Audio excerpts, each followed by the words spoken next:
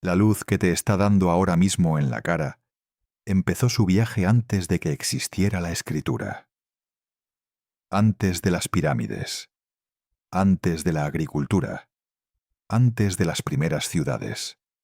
La energía que ahora mismo te calienta la piel se liberó en el corazón del Sol hace tanto tiempo que, cuando arrancó su camino hacia afuera, en la Tierra vivían grupos de humanos que todavía no habían inventado casi nada de lo que hoy llamamos civilización. Pongámoslo en perspectiva. La escritura tiene unos 5.000 años, la agricultura unos 10.000, las pinturas rupestres más antiguas unos 40.000, y la energía que te da ahora en la cara puede haber empezado su viaje hace 100.000 años o más. Cuando esa energía se generó, nuestra especie apenas empezaba a extenderse por el planeta, y faltaba muchísimo para la primera palabra escrita. Detente un momento en esa idea, porque cuesta asimilarla. No hablo de la luz de una estrella lejana que lleva milenios viajando por el espacio. Hablo del Sol, nuestro Sol, el que tienes a 8 minutos de distancia. Y aún así, la energía que te llega es antiquísima. Aquí está la clave de todo, y es lo que lo hace tan raro. Esa energía tardó un instante en cruzar los 150 millones de kilómetros que separan el Sol de la Tierra. 8 minutos. Pero antes de eso, había pasado un tiempo incomparablemente mayor, atrapada dentro del propio Sol, luchando por salir. La parte rápida del viaje es el espacio. La parte lenta, la parte que dura una eternidad, ocurre dentro de la estrella, antes de que la luz llegue siquiera a asomarse. Y hay una segunda parte de esta historia que es todavía más extraña. De esa misma reacción, en el mismo punto y en el mismo instante, salen otras partículas que sí escapan del Sol en 2 segundos. Nacen juntas con la luz. Una tarda un suspiro. La otra tarda más que toda la historia de la humanidad. En los próximos minutos vas a entender por qué la luz tarda tan poco en cruzar el espacio y tantísimo en salir del Sol. Y la respuesta tiene que ver con un borracho intentando volver a casa. Vas a ver por qué esa cifra tan famosa de 100.000 años es a la vez cierta y engañosa. Y por qué en realidad nadie te puede dar un número exacto. Vas a descubrir qué son esas otras partículas que escapan del Sol en 2 segundos. Y por qué son la única forma que tenemos de ver el corazón del Sol tal y como es ahora mismo. Y al final vas a mirar la luz del Sol de una manera distinta, porque lo que te llega a la cara es un retrato de un pasado mucho más antiguo de lo que jamás habrías imaginado. Empecemos por dónde nace todo esto. Todo empieza en el núcleo del Sol, que es un sitio extremo. Ahí dentro la temperatura ronda los 15 millones de grados. Y la densidad es brutal. El material del núcleo está unas 150 veces más comprimido que el agua. Imagina algo tan denso como el plomo, pero que a la vez es un gas incandescente, porque a esas temperaturas la materia deja de ser sólida, líquida o el gas que conocemos. Es plasma, un estado en el que los átomos están rotos, con los núcleos por un lado y los electrones sueltos por otro. En ese horno, los núcleos de hidrógeno se fusionan para formar helio. Ese es el motor del Sol, la fusión nuclear, la misma reacción que intentamos reproducir en la Tierra para conseguir energía limpia. Y cada una de esas fusiones libera energía, parte de ella en forma de fotones. Y hay que entender por qué esa fusión libera tanta energía, porque es el origen de todo el viaje. Cuando 4 núcleos de hidrógeno se combinan, a través de varios pasos, para formar un núcleo de helio, ocurre algo curioso. El helio resultante pesa un poquito menos que los 4 hidrógenos que entraron. Una fracción minúscula de masa, en torno al 0,7%, desaparece. Esa masa no se pierde. Se convierte en energía, según la famosa equivalencia entre masa y energía que estableció Einstein. Y como la velocidad de la luz al cuadrado es un número gigantesco, esa pizca de masa se transforma en una cantidad enorme de energía. El Sol hace esto a una escala difícil de imaginar. Cada segundo convierte millones de toneladas de masa en energía. Lleva haciéndolo unos 4.600 millones de años. Y le queda combustible para otros tantos. Parte de esa energía sale disparada en forma de fotones. Y ahí es donde empieza nuestra historia. Pero esos fotones no son luz visible. No son la luz amarilla que tú ves. Nacen como rayos gamma, la radiación más energética que existe, muchísimo más potente que la luz que llega a tus ojos. Y aquí empieza el problema. Ese fotón gamma, recién nacido en el núcleo, tiene que salir del Sol. Y el Sol es enorme y densísimo. Si el Sol fuera transparente, si el fotón pudiera viajar en línea recta, el cálculo sería sencillo. El radio del Sol es de unos 700.000 kilómetros, y a la velocidad de la luz, eso se cruza en poco más de 2 segundos. 2 segundos. Ese sería el viaje si el camino estuviera despejado. No lo está. Lo que le pasa al fotón dentro del Sol es lo siguiente. Avanza una distancia minúscula, del orden de 1 milímetro o menos, y choca. Choca con una partícula del plasma. Y en ese choque, o bien sale rebotado en una dirección completamente al azar, o bien es absorbido y en su lugar se emite otro fotón, también en una dirección cualquiera. Después avanza otro poquito. Y vuelve a chocar. Y vuelve a salir en una dirección aleatoria. Y así, sin parar, billones y billones de veces. Esto tiene un nombre precioso en física. Se llama caminata aleatoria. Y hay una manera muy intuitiva de entenderla, que los físicos llaman el paseo del borracho. Imagina a alguien que sale de un bar completamente ebrio, junto a una farola. Quiere llegar a su casa, pero está tan mal que cada paso que da va en una dirección al azar. Un paso hacia adelante, otro hacia un lado, otro hacia atrás, otro en diagonal, sin rumbo. Fíjate en dónde acaba después de dar 1000 pasos. La respuesta no es 1000 pasos, ni de lejos. Como cada paso va en una dirección aleatoria, muchos se cancelan entre sí. El borracho avanza y retrocede, y al final acaba mucho más cerca de la farola de lo que estaría si hubiera caminado en línea recta. En concreto, la distancia que logra alejarse es aproximadamente el tamaño de un paso multiplicado por la raíz cuadrada del número de pasos. Eso significa que para alejarse de verdad necesita dar una cantidad enorme de pasos. Pongámosle números, porque así se ve la magnitud del asunto. Si el borracho quisiera alejarse de la farola una distancia de 100 pasos en línea recta, dando pasos al azar, no le bastarían 100. Necesitaría unos 10.000, el cuadrado de 100. Para alejarse 1000 pasos en línea recta, necesitaría 1.000.000 de pasos aleatorios. La regla es esa. El número de pasos que hacen falta crece con el cuadrado de la distancia que quieres cubrir. Y cuando la distancia es enorme y el paso es minúsculo, el número de pasos se dispara hasta cifras que no caben en la cabeza. Eso es exactamente lo que le pasa al fotón. Su paso es de aproximadamente 1 milímetro y la distancia que tiene que cubrir es el radio del Sol, 700.000 kilómetros. La relación entre esas dos magnitudes es descomunal, y elevada al cuadrado se vuelve astronómica. Ahora aplica eso al fotón dentro del Sol. El fotón da pasos minúsculos, de aproximadamente 1 milímetro, en direcciones al azar, y tiene que recorrer 700.000 kilómetros para salir. La cantidad de pasos que necesita para lograrlo, avanzando y retrocediendo al azar, es tan descomunal que cuesta escribirla. Por eso lo que en línea recta serían 2 segundos, se convierte en un viaje larguísimo. El fotón recorre, sumando todos sus pasos, una distancia total gigantesca, aunque el desplazamiento neto desde el centro hasta la superficie sea solo el radio del Sol.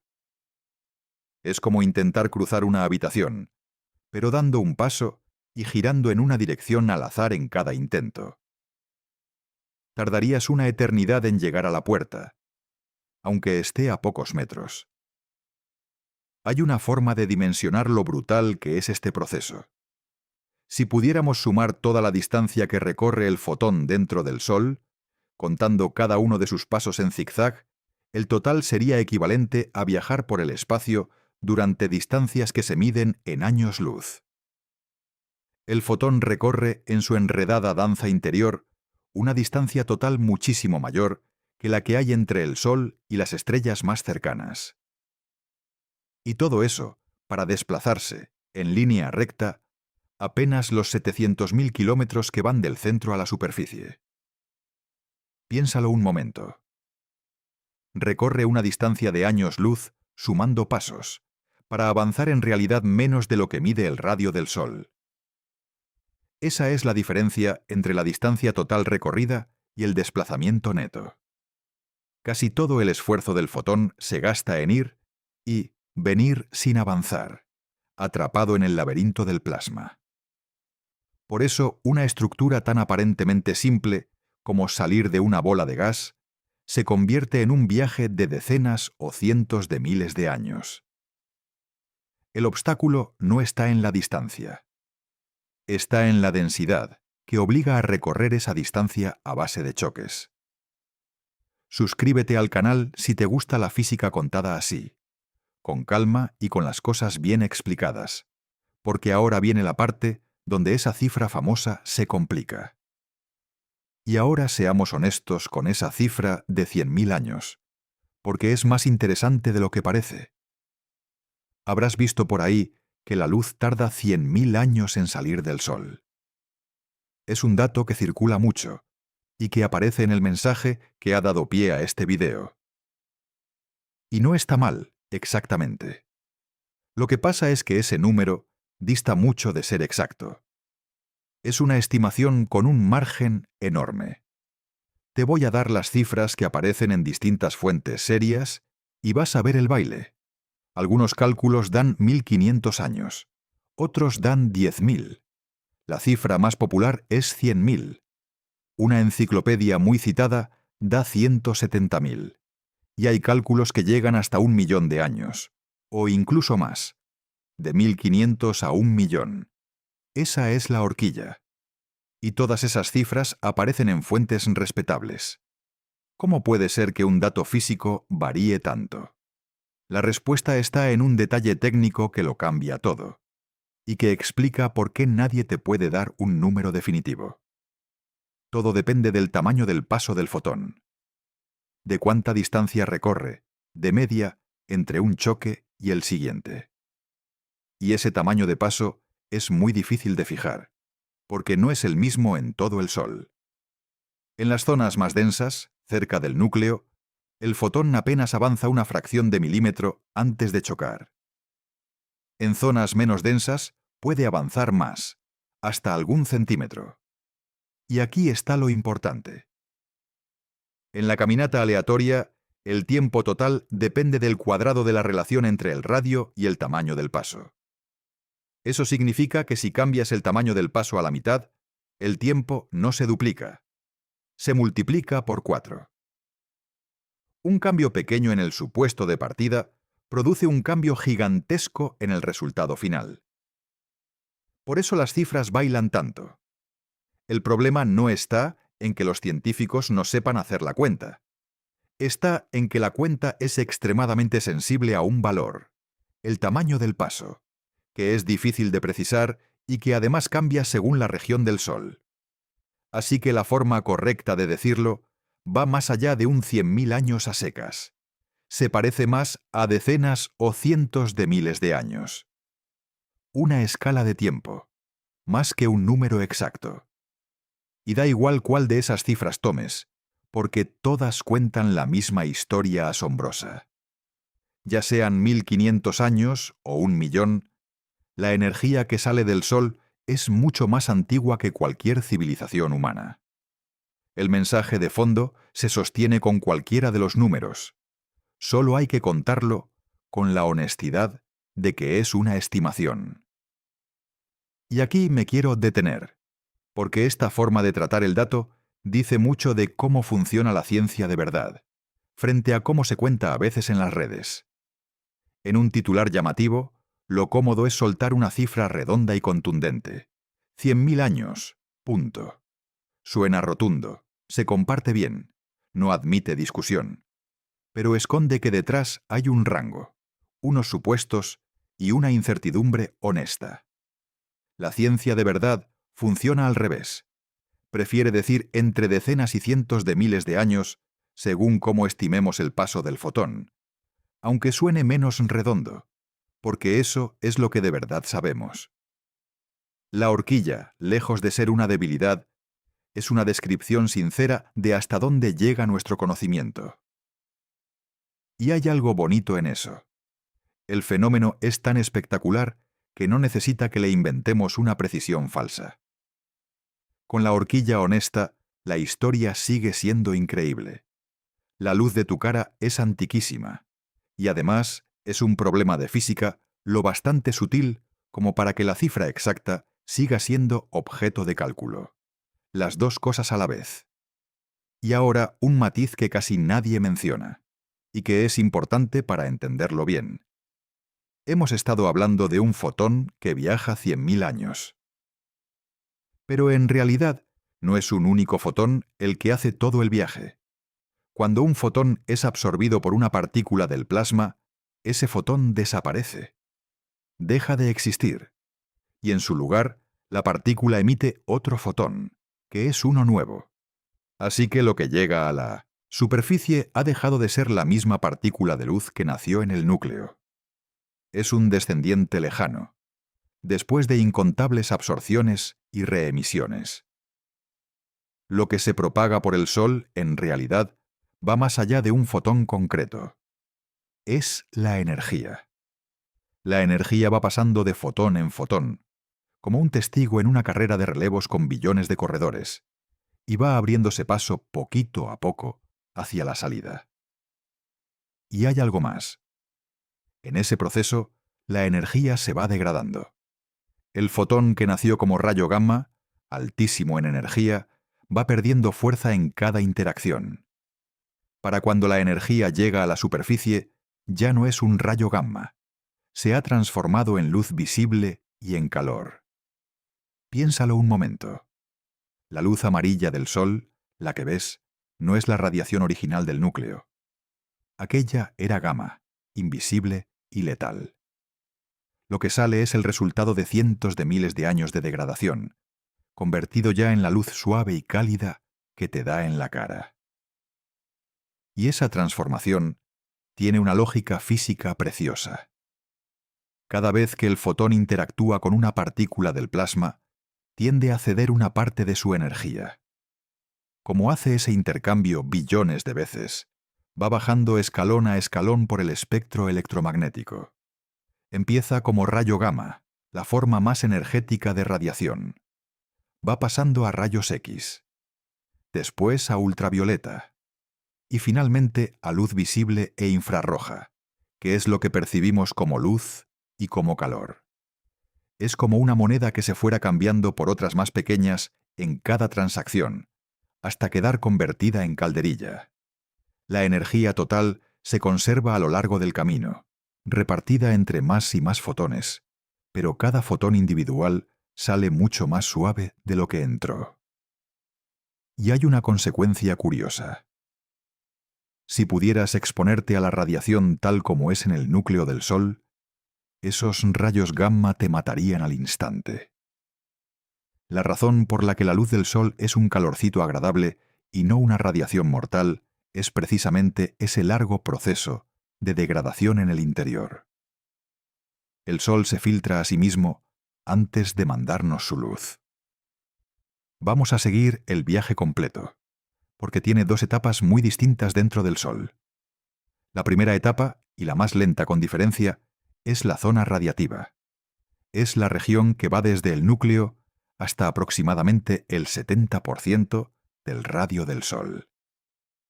Ahí el plasma es tan denso y tan opaco que la energía solo puede avanzar por ese goteo de absorciones y reemisiones que hemos descrito. Es aquí donde se acumula casi todo el retraso. Es aquí donde se pasan las decenas o cientos de miles de años. La segunda etapa es distinta. A partir de ese 70% del radio, empieza la zona convectiva. Y ahí la energía ya no viaja por caminata aleatoria. Se mueve por convección, que es mucho más rápida. La convección es un fenómeno que ves cada vez que hierves agua. El agua caliente del fondo sube, la de arriba se enfría y baja, y se forman esas corrientes circulares. En el Sol pasa lo mismo, pero a lo bestia. Enormes columnas de plasma caliente suben hacia la superficie, se enfrían y vuelven a bajar. Y esas columnas arrastran la energía hacia arriba mucho más deprisa que el lento goteo de la zona radiativa. Para hacerte una idea de la diferencia, la energía puede pasar decenas o cientos de miles de años atravesando la zona radiativa y después cruzar la zona convectiva en cuestión de semanas o meses. Es un cambio de ritmo brutal, como si un río que apenas se mueve durante kilómetros llegara de pronto a un tramo de rápidos. Esas columnas de convección, además, son visibles. Cuando miras la superficie del Sol con un telescopio adecuado, ves que tiene un aspecto granulado, como la piel de una naranja o como un campo de células. Cada uno de esos gránulos es la cima de una columna de plasma caliente que está subiendo desde abajo. Y cada gránulo tiene el tamaño de un país entero. Cuando la energía llega por fin a la superficie del Sol, a la fotosfera, escapa al espacio en forma de luz. Y aquí hace falta aclarar una cosa sobre esa superficie, porque no es lo que parece. El Sol no tiene una superficie sólida. No hay un suelo, ni una frontera nítida. La fotosfera es simplemente la capa a partir de la cual el plasma se vuelve lo bastante transparente como para que la luz escape libremente hacia el espacio. Por debajo, la luz sigue rebotando. Por encima ya vuela libre. Esa capa es lo que llamamos la superficie visible del Chinua-Chinmasen, Sol, y es de donde procede la luz que vemos. En cuanto la luz abandona la fotosfera, empieza la parte fácil y rápida del viaje. Cruza el espacio vacío a 300.000 kilómetros por segundo, sin nada que la frene, y llega a la Tierra en 8 minutos y 20 segundos. 8 minutos, después de decenas o cientos de miles de años. Ese contraste es la esencia de toda esta historia. Un viaje de dos etapas radicalmente distintas. La primera, dentro del Sol, durísima y lentísima, medida en eras. La segunda, por el espacio, limpia y veloz, medida en minutos. Y las dos, juntas, forman el camino completo de la luz que te llega. Piénsalo en proporción. Si el tiempo dentro del Sol fuera un año entero, el viaje por el espacio duraría una fracción minúscula de segundo. Prácticamente todo el tiempo de esa energía se gasta dentro de la estrella, peleando por salir. El trayecto por el espacio, que es lo único que solemos imaginar cuando pensamos en la luz del Sol, es apenas el último parpadeo de un viaje inmensamente más largo. Hay una consecuencia curiosa de esos 8 minutos. Como la luz tarda 8 minutos en llegar, nunca ves el Sol en tiempo real. Siempre lo ves como era 8 minutos antes. Si el Sol se apagara de golpe en este instante, seguirías viéndolo brillar durante 8 minutos más, sin enterarte de nada, hasta que la última luz cruzara el espacio y llegara a ti la oscuridad. Y eso solo cuenta la parte del espacio. La parte del interior añade una capa de antigüedad muchísimo mayor a la energía que transporta esa luz. Y ahora la segunda historia, la que hace que todo esto sea aún más increíble. Porque en el mismo núcleo, en la misma reacción de fusión que produce esos fotones, se produce otra cosa. Unas partículas llamadas neutrinos. Y los neutrinos son de otra pasta completamente distinta. vamos a explicar qué es un neutrino, porque es una de las partículas más extrañas que existen. Es una partícula diminuta, sin carga eléctrica, con una masa tan pequeña que durante mucho tiempo se pensó que no tenía ninguna. Y su rasgo definitorio es que apenas interactúa con nada. Para que te hagas una idea de hasta qué punto es escurridizo, un neutrino podría atravesar un muro de plomo de 1 año luz de espesor, es decir, de casi 10 billones de kilómetros de plomo macizo. Y tendría buenas probabilidades de salir por el otro lado sin haber chocado con nada. La materia, para un neutrino, es casi como el vacío. Esa es la diferencia clave con el fotón. El fotón interactúa con la materia constantemente, y por eso se pasa una eternidad rebotando dentro del Sol. El neutrino, en cambio, casi no interactúa con nada. Atraviesa la materia como si no estuviera ahí. Para un neutrino, el Sol entero es prácticamente transparente. Así que mientras el fotón tarda decenas o cientos de miles de años en salir, el neutrino, nacido en la misma reacción, atraviesa los 700.000 kilómetros del Sol y escapa en unos 2 segundos. Léelo otra vez, porque es de las cosas más asombrosas de toda la física. De la misma reacción, en el mismo punto y en el mismo instante, salen 2 cosas. Una tarda 2 segundos en salir del Sol. La otra tarda más que toda la historia de la civilización humana. Nacen juntas, y una escapa en un suspiro, mientras la otra sigue atrapada durante eras. Y esto no es solo una curiosidad. Tiene una consecuencia científica enorme. Como la luz del Sol tarda tantísimo en salir, cuando la vemos nos está mostrando cómo era el interior del Sol hace decenas o cientos de miles de años. Es información vieja. La luz que analizamos hoy salió de un núcleo que era como era en un pasado remoto. Los neutrinos, en cambio, salen del núcleo ahora mismo y llegan a la Tierra en poco más de 8 minutos. Así que un neutrino nos cuenta cómo está el corazón del Sol hoy, en este momento. Por eso los neutrinos son tan valiosos. Son la única ventana directa al centro del Sol, tal y como es en el presente. Todo lo demás que nos llega, toda la luz, es un mensaje de un pasado lejano. Detente un momento en esa idea, porque tiene una consecuencia que da un poco de vértigo.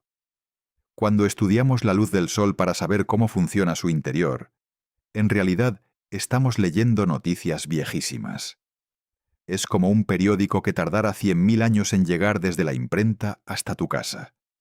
Y sin embargo, durante siglos, esa fue la única información que teníamos. Toda la física del Sol se construyó en buena parte leyendo esa luz retrasada. Solo con los neutrinos, ya en las últimas décadas, hemos conseguido por fin una línea directa con el corazón del Sol en tiempo casi real. Es como si durante toda la historia hubiéramos conocido a una persona solo por cartas escritas décadas atrás, y de repente pudiéramos hablar con ella por teléfono. Los neutrinos son ese teléfono. El Sol produce una cantidad inimaginable de estos neutrinos. Cada segundo, miles de billones de ellos atraviesan tu cuerpo sin que notes absolutamente nada. Ahora mismo, mientras escuchas esto, te están atravesando. Y a ti y a la Tierra entera, que para ellos es tan transparente como el aire. Y hay una historia preciosa relacionada con estos neutrinos. Durante el siglo XX, cuando los científicos empezaron a construir detectores para cazar neutrinos del Sol, se encontraron con un problema desconcertante.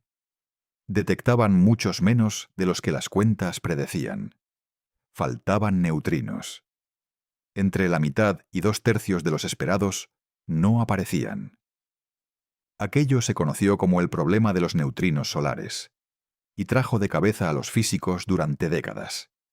O las cuentas sobre el Sol estaban mal, o los detectores fallaban, o pasaba algo que nadie entendía. La respuesta resultó ser la tercera opción, y era fascinante. Los neutrinos no faltaban. Lo que ocurría es que cambiaban de tipo por el camino. Existen 3 tipos de neutrinos, y resulta que en su viaje desde el Sol hasta la Tierra van transformándose de uno en otro, oscilando entre los 3. Los detectores estaban diseñados para captar solo un tipo, así que se perdían los que habían cambiado. No faltaban neutrinos, faltaba entender que se disfrazaban en el camino. Ese descubrimiento se confirmó en un observatorio construido a 2 kilómetros bajo tierra, en una mina de Canadá, y fue tan importante que le dieron el Premio Nobel de Física en 2015. Todo por entender el comportamiento de unas partículas que salen del corazón del Sol y que casi nunca se dejan atrapar. Y hay un detalle de ese observatorio que dice mucho de lo difícil que es esta tarea. Lo construyeron a 2 kilómetros de profundidad, bajo toneladas de roca, precisamente para aislarlo de todo lo demás. La roca bloquea casi todas las partículas que llegan del espacio y de la atmósfera, pero no bloquea a los neutrinos, que la atraviesan sin problema. Así, en ese silencio subterráneo, los sensores podían captar los rarísimos destellos de los pocos neutrinos que, por pura estadística, sí acababan interactuando. Piénsalo. Para estudiar el corazón del Sol, la solución fue enterrarse 2 kilómetros bajo tierra, en una mina. El sitio más alejado del cielo resultó ser el mejor sitio para mirar la estrella. Porque lo único que buscaban era esa señal fantasma que atraviesa el planeta entero, y para oírla había que apagar todo el ruido de alrededor. Volvamos entonces a la luz que te da en la cara, ahora que sabemos todo esto. Cuando sales a la calle en un día despejado y notas el calor del sol en la piel, esa sensación es el final de un viaje de 2 etapas muy diferentes. La energía que ahora te calienta se liberó en el núcleo del Sol mediante fusión nuclear hace decenas o cientos de miles de años. Nació como radiación gamma. Y pasó todo ese tiempo abriéndose paso a través del plasma denso del Sol, rebotando, siendo absorbida y reemitida billones de veces, degradándose poco a poco hasta llegar a la superficie convertida en luz visible. Solo entonces, ya en la fotosfera, esa luz salió disparada al espacio y cruzó los 150 millones de kilómetros hasta la Tierra en 8 minutos. Así que cuando esa luz te toca la cara, estás recibiendo energía que empezó su camino cuando en la Tierra no existía la escritura, ni la agricultura, ni las ciudades. Puede que ni siquiera hubieran aparecido algunas de las especies humanas que vinieron después. Hay algo que hay que precisar aquí, para ser rigurosos. Los fotones concretos que llegan a tus ojos se emitieron en la superficie del Sol hace 8 minutos. Lo que tiene decenas de miles de años es la energía que transportan, esa que fue pasando de fotón en fotón durante todo el trayecto interior. Pero el fondo de la idea se mantiene. Esa energía es antiquísima. Y para terminar, quiero que te quedes con la imagen completa, porque resume por qué esto es tan bonito. El sol que ves no es el sol de ahora. Es un retrato de un pasado por partida doble. Por un lado, la luz que ves salió de la superficie hace 8 minutos, así que ves el sol como era hace 8 minutos. Ese pequeño retraso ya lo hemos comentado, y por sí solo tiene su gracia. Nunca ves el sol del instante presente, siempre el de hace un rato. Pero por otro lado, y esto es lo profundo, la energía que transporta esa luz procede de un corazón que la generó hace decenas o cientos de miles de años. La luz te trae, envuelto en ella, un mensaje de un sol muchísimo más antiguo. Y a la vez, atravesándote en silencio, van los neutrinos, que sí traen noticias frescas del núcleo, de cómo está el Sol en este preciso instante. 3 mensajeros del Sol, con 3 edades distintas, llegando a ti al mismo tiempo. La luz de hace 8 minutos, la energía de hace milenios y el neutrino del ahora mismo. Todos naciendo del mismo fuego, y todos contándote una parte distinta de la historia de la estrella que te mantiene vivo. Y esa es, para mí, la lección más bonita de todo esto. Estamos tan acostumbrados a pensar en la luz del sol como algo instantáneo, algo que simplemente está ahí cuando sales a la calle, que nunca nos paramos a pensar de dónde viene y cuánto ha tardado en llegar. Pero detrás de ese gesto cotidiano, de notar el calor en la cara, hay uno de los viajes más largos y extraordinarios que existen. Un viaje que empezó en un horno de 15 millones de grados, que duró tanto como para abarcar toda la historia de nuestra especie, y que terminó, después de una travesía inimaginable, en tu piel esta mañana, sin que te dieras cuenta. La luz del sol es lo más ordinario del mundo. Está ahí todos los días. Y a la vez, cuando entiendes lo que hay detrás, es una de las cosas más asombrosas que puedes experimentar sin moverte de donde estás. La próxima vez que el sol te dé en la cara, acuérdate de que esa caricia tibia es una de las cosas más viejas que vas a tocar en tu vida. Suscríbete al canal para seguir mirando el universo con esta clase de calma, que es a lo que nos dedicamos aquí. Y cuéntame en los comentarios qué te ha parecido más difícil de creer: que la luz del sol sea más antigua que la escritura, o que unos neutrinos te estén atravesando ahora mismo sin que lo notes. Nos vemos en el próximo vídeo.